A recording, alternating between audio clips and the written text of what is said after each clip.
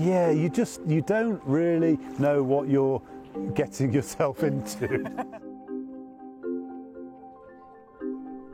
I didn't know how many lakes there were in New Zealand.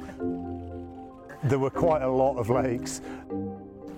No one goes there. No one gets to do that and to just float around and look at.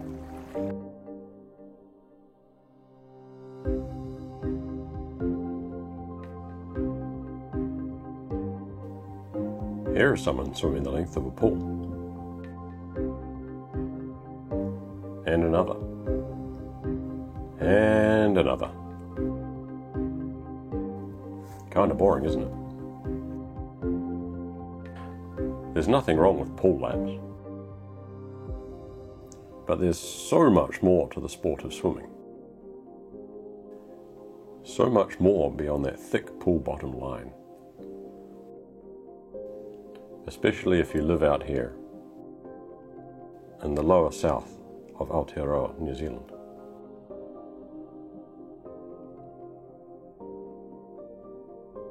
There's no big black line, safety of the pool. Out here, you'll need your wits about you. You have to deal with shifting weather, cold water, and the occasional eel as well. It's best to make some friends to show you the ropes, or the lack thereof. Meet the swimmers of the Southern Lake Swimming Club, here in Lake Wakatipu, Queenstown. The 500 metre marker. Oh yeah. Some of them are die-hard wild swimmers. Some of them are tentative toe dippers. But everyone is here to break free from the confines of the pool and to explore what life has to offer beyond the lane. It's just like one of the most pure forms of you're floating, like physically and emotionally, you're just floating in the water. The swim club comes up with a different challenge every year. But this year, rather than doing a challenge against each other, it was a challenge that we could all do together. The plan was to have adventures by swimming in lakes. What's the best way to do that? Let's do all of the lakes. Interestingly, in this part of New Zealand, there are a few areas that get an awful lot of people going to, and quite a lot of areas that no one ever goes to. And we wanted to break out of that. So one day we got together with a group of friends in the bar and we started looking at the topo map. We saw that there were loads of lakes. We wondered if anyone had ever swum in those lakes. Some of them were difficult to get to, but that was part of the challenge. And that's how Lake Attack was born, swimming all of the lakes in the South Island of New Zealand.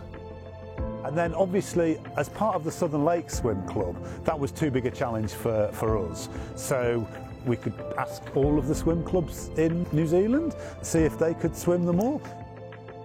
So we set up a website and a Facebook page, invited everyone to join in, and we started swimming.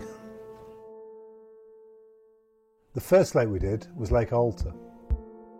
Lake Alta is on the ski field, so there's a ski field road up from Queenstown. It's an amazing place in summer as well, because in summer it's a high alpine environment. We went up and I swam across it, which was brilliant. It's freezing, it's a properly cold lake, and nothing lives there because it's so cold through the winter. Why are you doing Lake Attack? I'm not sure. Somebody said it was a good idea. It's a great sport for introverts to get social. Because you're with people, but you don't talk to anybody. It's quite meditative. You're by yourself because you're face down in the water. Pool swimming's become about just getting better at swimming so I can do more adventurous things in the open water. Wild swimming's become the real fun. I really like the opportunity to swim somewhere a little bit different with friends, like when we swim to the boat that serves coffee on Lake Dunstan, which is near Cromwell. There's some lakes that you see while you're out hiking or running or whatever and you think, oh, I'm not going to get in there. Whereas with the Lake Attack Challenge, you're like, well, kit off.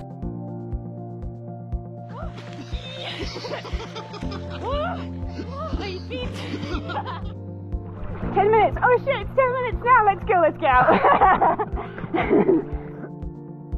Getting to some of the lakes proved more difficult than we thought.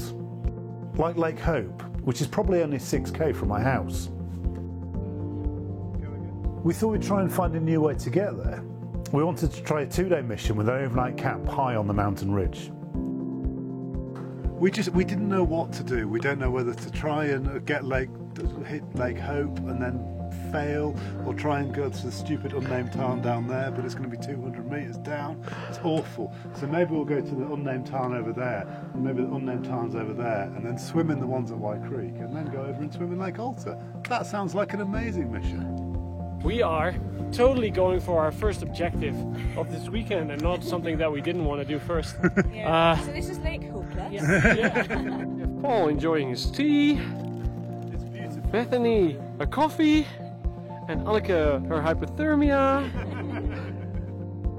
After Lake Hope, we kept ticking off lakes.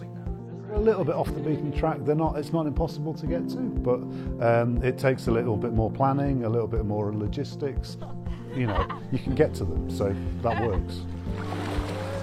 Oh, I'm just trying to keep that out of my mouth. The Facebook page generated a lot of interest. Just random people that we didn't know started posting loads and loads of photos, and then other people started commenting on it, and that was great. These are just people that messaged us and said, thanks, we wouldn't have gone out to do this, but we saw your challenge, we made our own adventure. Encouraged by the feedback, we wanted to try something that we hadn't done before. Hello! You look very brown. Thank you very much, we're here, we made it. Let's see how we go. It's been amazing. Middle of the road. Oh yeah, just putting your wetsuit on. I can't wait. 1, 2, 3. You don't have to jump out of the plane. Any waving arms or any emergencies, I'll come get you, but basically I'm going to watch you go up the lake.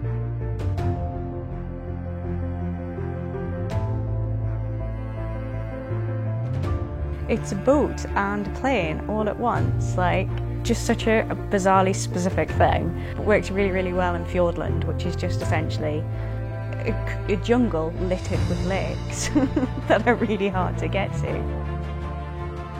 We were in the middle of nowhere. If a pterodactyl had flown over us, I would not have been surprised. That was a real novelty. Like, how often, not in an emergency situation, do you throw yourself from a plane into the water?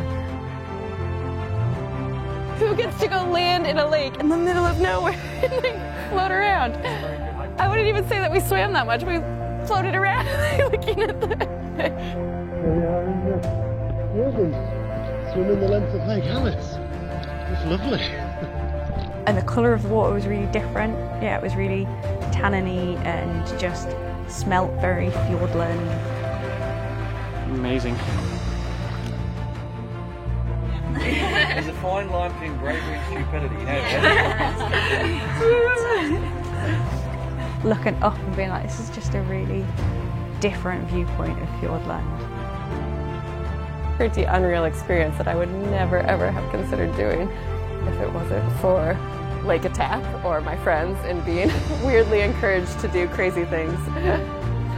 Some people have spent a lot of time and effort getting to this, like walking for 3 days to swim in a lake is a brilliant thing to do.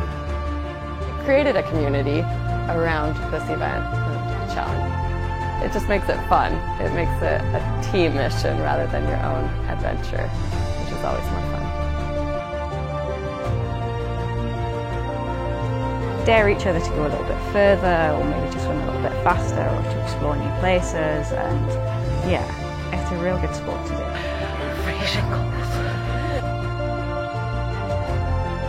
It's been a really fun challenge, and it's not over yet. That's all there is to it. It's fun and adventure with friends is what life's about.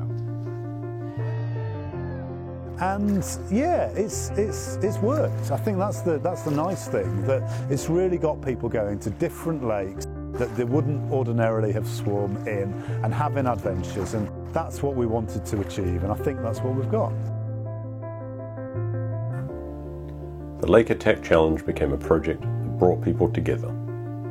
It helped us all explore a different side of this beautiful country, and it helped us to celebrate wild swimming.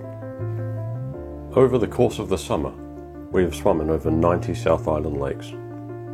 And since 250 lakes are unswum as of yet, the challenge might need to keep going for a little while longer. Feel free to jump in.